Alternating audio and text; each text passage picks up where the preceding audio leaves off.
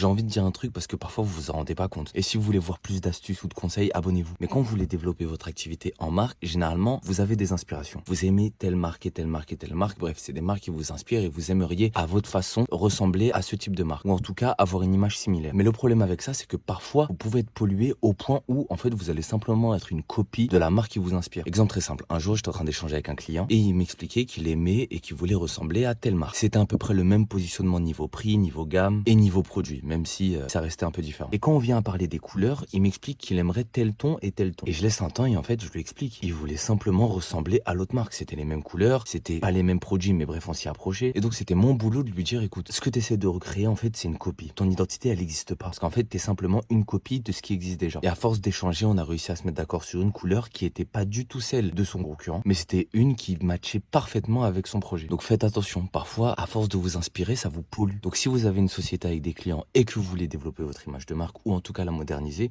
vous m'écrivez un petit message, je me ferai un plaisir de vous répondre.